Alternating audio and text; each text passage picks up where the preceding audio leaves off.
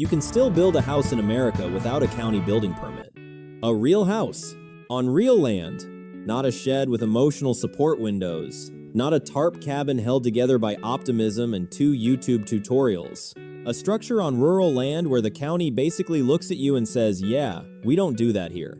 No normal building permit, no county building code, no zoning, and no, this is not some sovereign citizen fever dream filmed in front of a broken RV. This is written on actual county websites, in actual government language, which somehow makes it feel even stranger. Because if you've ever dealt with modern home building in America, you know the ritual. First, you buy land. Then you discover the land is yours in the same way a hotel room is yours. Technically, yes. Emotionally, no. Then you ask permission to move dirt. Then you ask permission to pour concrete. Then someone named Gary appears with a clipboard and tells you your porch beam has created concerns. Concerns. Not danger, not collapse, concerns. And now your project is waiting for plan review, permit approval, inspection scheduling, correction notes, resubmission, and a final blessing from a department that closes at 3:30 for reasons no one has ever explained. So when you find a place where the county says no building permit, no building code, no zoning, it feels illegal. Not because it is illegal, because permission has become so normal that ownership now feels suspicious. That's the part nobody puts on the land listing. There are still places in America where rural land is treated like rural land. Not like a suburban HOA with a badge, not like a spreadsheet with grass. Actual land. You buy it. You build. The county does not send a man in khakis to pace around your cabin like it personally disappointed him. But, and there is always a but, this does not mean you can just run into the desert with plywood and a dream. Because America may tolerate many things. A crooked cabin, a strange roofline, a shipping container painted beige and called minimalist, a man building his dream house with a circular saw, a solar battery, and the kind of confidence usually seen right before an emergency room visit. But human waste? No. That is where freedom meets a clipboard. And if there is one thing this country still agrees on, it is that your neighbor's off-grid lifestyle should not become a groundwater event.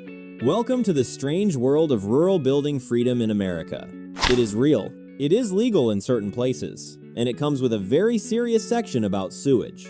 Let's start with Bell County, Texas, because Bell County has one of those official government sentences that sounds like it escaped from a libertarian bumper sticker.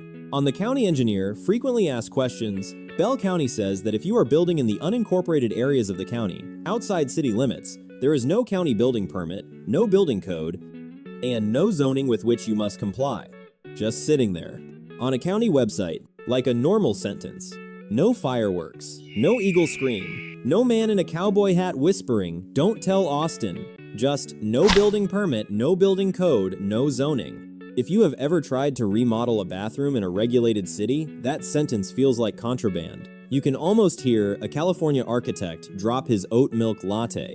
And Bell County is not some empty map square with 3 goats and a courthouse. Recent census estimates put it around 400,000 people. So this is not only a forgotten frontier county where the clerk also runs the bait shop. This is a real county with real population, real growth, real people, and in the unincorporated areas, the county is basically saying, if you are outside city limits, we are not running the normal building permit machine. Which sounds like freedom, and it is. But then the county immediately reminds you that the building is only one part of the problem. You still need to deal with the health district for on-site sewage. You still need floodplain review if the property is in or near a floodplain, because the cabin can be oddly free. The toilet cannot. That is the recurring joke of off-grid America, except it is not a joke when you are pricing septic. The building itself might not be the issue. The toilet is the issue. The floodplain is the issue. The water is the issue. The road is the issue, especially if the road in the listing is actually 2 tire tracks and a personality test. This is where cheap land dreams start meeting adult paperwork. A person sees 10 acres online for less than the price of a used SUV. The photos show open land, blue sky, mountains in the distance, and one dirt road that may or may not still exist by the time it rains. The listing says no restrictions. The buyer sees a cabin, a porch, solar panels, a dog, coffee at sunrise, maybe a little garden, maybe a workshop, maybe a full personality transformation by Tuesday. Then they call the county. And suddenly the land has no legal access. The soil may not work for septic. The parcel is in a flood hazard area. The nearest water source is not exactly near, and the road turns into pudding when the weather gets creative. So yes, the land was cheap, not because everyone else was stupid, because the land came with homework, sometimes a lot of homework. This is the thing people miss when they talk about off-grid freedom. The question is not just, can I build? The question is, can I legally live there without accidentally creating a public health case study? In many rural areas, especially unincorporated areas, the county may not regulate ordinary home building the way a city does. Outside city limits, zoning may be limited or absent. Building permits may not exist in the same way. The county may have less authority, less staff, less interest, or all three. And this is where land listings start getting spicy.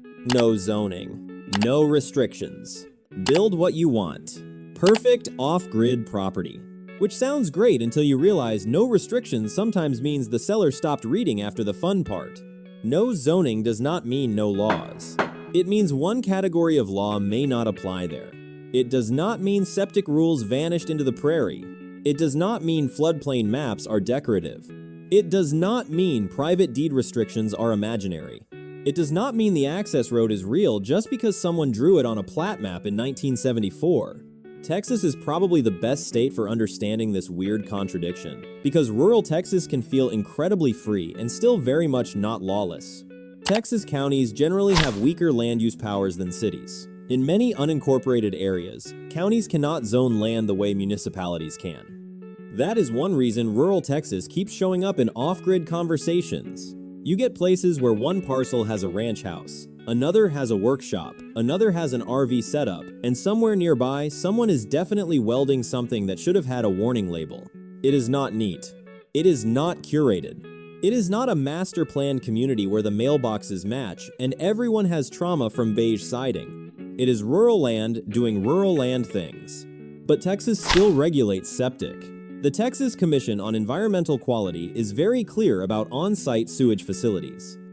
If you are constructing, altering, repairing, extending, or operating a septic system, you are usually dealing with rules and permits. There is a narrow exemption for certain single-family homes on tracts of 10 acres or more, but even that comes with conditions. 10 acres or more, one single-family dwelling, a proper site evaluation, no pollution, no nuisance, setbacks from property lines, effluent disposed of on the property. Very romantic. Nothing says I escape the system like reading setback requirements for your drain field at 11:48 p.m. So yes, in some places you can build the cabin without a normal county building permit. But the moment the project involves legal sewage disposal, the government reappears like a horror movie character in khaki pants. And honestly, fair enough. Nobody wants the neighbor's freedom flowing downhill. That is not independence. That is a lawsuit with flies. Now, if Bell County is the clean, wait, the county actually says that? Example, Cochise County, Arizona is where the story gets even stranger. Because Cochise County somehow turned "we are not inspecting your house" into an actual program. It has something called the Owner-Builder Amendment, often referred to as the opt-out program. And no, it is not a free-for-all. It is not for commercial builders. It is not a magical desert certificate that makes building codes disappear into the sunset. But for eligible rural residential owner builders in unincorporated Cochise County, there is an option where the county does not conduct construction plan review and does not perform building code inspections. Read that again. No construction plan review. No building code inspections. In America, in a country where someone will stop you from building a fence 2 inches too emotionally tall, that sounds like discovering a cheat code. But Cochise is not saying, please build a death trap and tag us on Instagram. The county still has rules. Zoning still applies. Floodplain rules still apply. Septic still applies. Well-related requirements may apply. Other non-building inspections may still apply. And the owner-builder remains responsible for making sure the structure is safe and code compliant. So the freedom is real, but it is not nothing matters. It is more like, congratulations, this is now your problem. Beautiful, terrifying, very American. And here is the part that makes Cochise especially interesting. The option without inspections is not eligible for a normal certificate of occupancy because the county has not verified the construction. That little detail can become a very large adult problem later. A county may let you build. That does not mean a bank will love it. That does not mean an insurance company will understand it. That does not mean a future buyer wants to inherit your experimental roof system and a handwritten electrical map labeled "probably fine." There is a huge difference between legal enough to build and normal enough to finance, insure, or resell. And that difference can be expensive. This is where a lot of romantic off-grid content gets suspiciously quiet. It shows the sunset. It shows the solar panels. It shows the cabin. It does not show the phone call with the insurance company, where everyone slowly becomes uncomfortable. Cochise County also proves this is not just some forgotten loophole hiding under a stack of old paperwork. In 2025, the county recognized October as Opt-Out Month, celebrating the owner-builder program and the residents using it to build more affordable and flexible homes. That is not a Reddit rumor. That is county-level recognition of a building path most Americans do not even know exists. And if you think this is only a desert Southwest thing, Missouri would like to ruin that assumption. Lincoln County, Missouri has its own version of this weird rural freedom. Its official planning and zoning page says the county does not have planning and zoning in unincorporated areas. It also says no permits are required from the county, including occupancy permits and building permits. Again, not whispered by a guy selling land from a folding table. Not printed on a sign next to a suspiciously cheap parcel. The county says it. Which is wild, because people imagine this kind of thing happening only in dry western counties, where the nearest neighbor is a lizard with seniority. But Lincoln County is not some abandoned frontier movie set. It is a growing Missouri county, and in its unincorporated areas, the county says there is no county planning and zoning and no county building or occupancy permit requirement. That is the kind of detail that makes the normal American housing story wobble a little. Because the usual story is that everything is getting more regulated, more expensive, more delayed, more reviewed, more inspected, more mediated by someone with an email signature longer than the actual answer. And then a county page quietly says, "No county building permit," like it left the door unlocked. But immediately, the caveats show up, wearing sensible shoes. Contact the fire district. Check electric codes. Contact the health department about septic. Floodplain development permits may be required. Same song, different state. The county building permit may not be the obstacle. The septic system may be. The floodplain may be. The electric requirements may be. The fire district may be sitting in the corner, waiting for its moment. This is why the real map is not as simple as the internet wants it to be. It is not Texas free, California bad, or whatever lazy cartoon people want to argue about in comment sections until everyone loses oxygen. The real map is county by county, parcel by parcel, sometimes road by road. And Texas, of all places, proves that perfectly, because Texas also has a habit of ruining simple internet narratives. Val Verde County is the reminder. Even in a state people talk about like one giant regulatory vacation, not every area works the same way. In Val Verde County, the Amistad land use area has special rules. Building and sign permits are required there. Residential construction can require plans, legal description, proof of ownership, floodplain delineation where applicable, and inspection before occupancy. So yes, rural Texas can be very permissive. And no, that does not mean every square foot of Texas is a building code escape room. One unincorporated area may feel like the old frontier. Another may have special land use rules. A city may regulate heavily. A county may not. A lake area may have its own order. A subdivision may have deed restrictions even if the county has no zoning. This is where buyers get burned. They hear Texas has no zoning and stop reading, which is not a great strategy when buying land. The land does not forgive vibes. It wants surveys. It wants access. It wants water. It wants legal descriptions. It wants you to notice the floodplain before you build your dream cabin in a drainage path with confidence and a Home Depot receipt. Cheap land can be wonderful. It can also be a trap wearing a cowboy hat. Hudspeth County, Texas is one of those names that constantly shows up in cheap off-grid land searches. Land market snapshots have shown median listing prices around $20,000, with median price per acre in the hundreds, not tens of thousands. Some listings show 10 or 20 acre parcels at prices that look fake if your brain has been damaged by normal housing costs. And to be clear, those are listings, not final sale prices. Not permanent truth, not a promise from the real estate gods. Land prices change, and cheap parcels are usually cheap for reasons. Remote location, no utilities, long drives, weak access, water uncertainty, heat, dust, distance from hospitals, distance from jobs, distance from the kind of grocery store where vegetables look like they have plans. That is the deal nobody puts in the listing. The listing says beautiful desert views. It does not say, you will develop a personal relationship with your water tank. It says off-grid opportunity. It does not say forgetting screws becomes a lifestyle issue. That is off-grid, not just a house style. Logistics. You might get land cheap enough to buy with savings, but then the land asks questions. Can you bring water? Can you bring power? Can you handle road access? Can you get legal sewage disposal approved? Can you live 45 minutes from the thing you forgot? This is where technology changed the story, because off-grid used to be much harder. Solar was more expensive.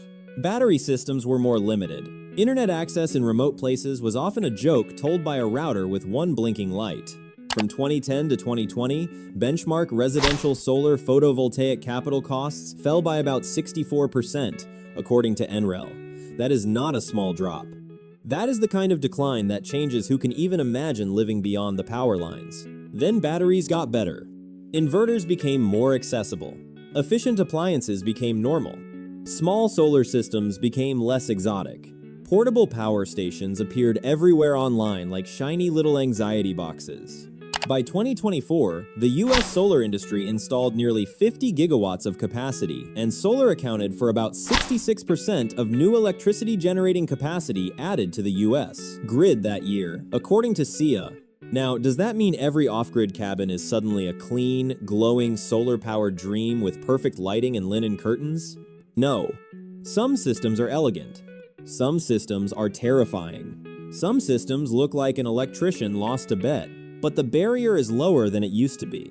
A small rural cabin with solar, batteries, Starlink, a water tank, and propane appliances is no longer science fiction. It is still work. It is still expensive if you do it properly, but it is no longer reserved for survivalist engineers with beards, binders, and a suspicious number of radios. Remote internet changed the psychology too. Before usable satellite internet, remote land had a hard limit. You could be free. You could be peaceful. You could be surrounded by silence. You could also be unable to work, run a business, take a video call, or upload anything larger than a mildly ambitious email. For some people, that was the point. For everyone else, it was a problem. Starlink did not make every rural parcel magically livable. It did not fix roads. It did not drill wells. It did not make your septic system legal. It did not convince your spouse that moving to a windy dirt lot was romantic. But it changed the conversation. Suddenly, land beyond cable lines was not automatically land beyond income.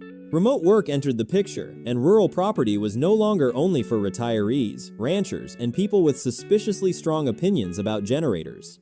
Now it is also for freelancers, programmers, YouTubers, small business owners, people burned out on rent, people who want a workshop, people who looked at a mortgage calculator and quietly closed the laptop like it had insulted their family. That is why this topic hits so hard. People are not just chasing land. They are chasing a version of adulthood that does not require asking permission for every square foot of their life. Because the normal housing market has trained people to accept absurdity. A $500,000 house? Normal. Months of permit delays? Normal. A city telling you what size your accessory dwelling can be? Normal. An HOA warning you that your trash can looked too visible from the street? Normal. Then you find a county where the official answer is no county building permit, and suddenly that sounds radical. But it is not radical. It is older. It is a leftover from a version of rural America where the county did not assume every structure needed to pass through a bureaucratic digestive system before existing. And to be fair, that older model has problems. Some people build badly. Some buildings are unsafe. Some off-grid sites are less self-sufficient homestead and more junkyard with a tarp roof and a dream. Some rural neighborhoods get tired of abandoned RVs, illegal dumping, bad sanitation, and structures that look one stiff raccoon away from collapse. Regulation does not come from nowhere. Sometimes it comes from bureaucracy. Sometimes it comes from one guy ruining it for everyone, with a leaking blackwater tank and a pile of tires. And this is where both sides start getting annoyingly correct. people who support permissive rural building rules argue that building codes and permits make housing more expensive, especially for owner builders. They say adults should be able to build modest homes on their own land without paying thousands of dollars just to be told a window is 4 inches emotionally incorrect. And honestly, there is a point there. Housing has become wildly expensive. Permitting can be slow. Rules can favor large developers who can afford lawyers, consultants, engineers, and 3 meetings about a drainage note. The individual owner-builder often gets crushed by systems designed around conventional suburban construction. But the other side is not exactly hallucinating either. Buildings can kill people when they are badly built.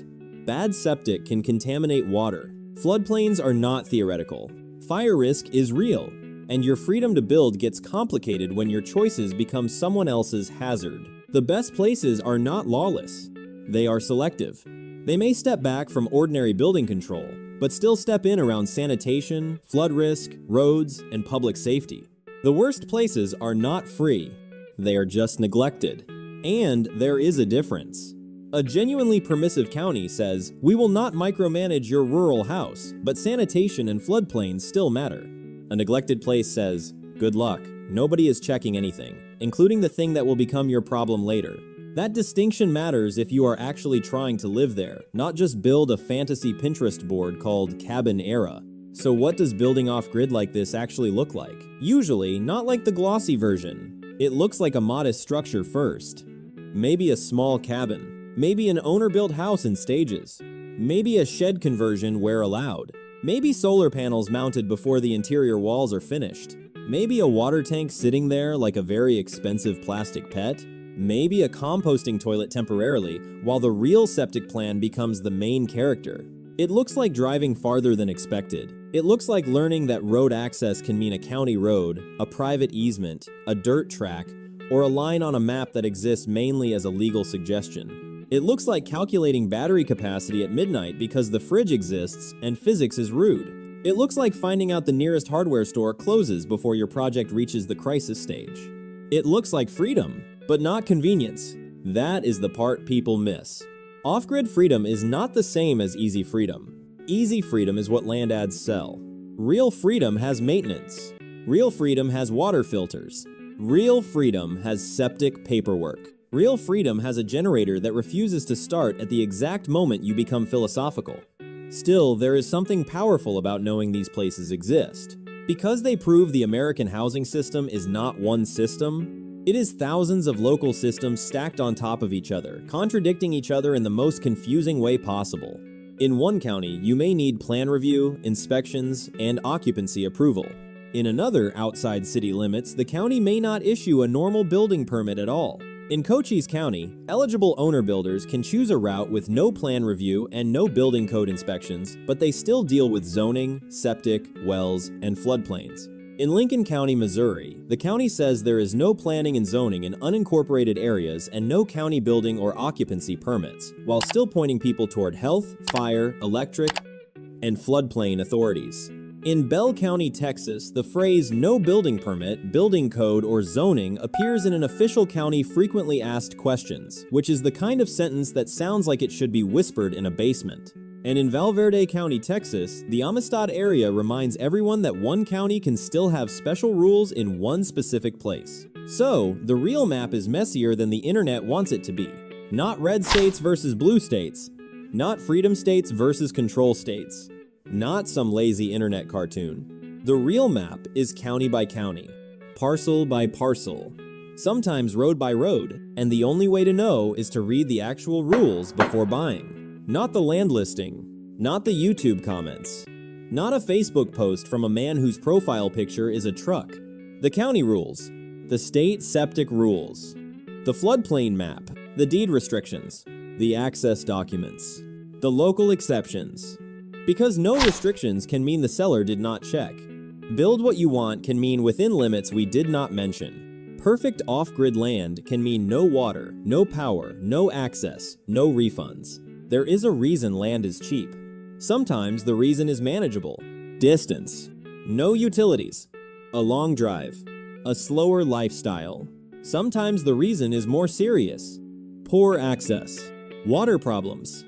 Bad soil. Flood risk. weak resale value, or the simple fact that the parcel is better suited for lizards and regret.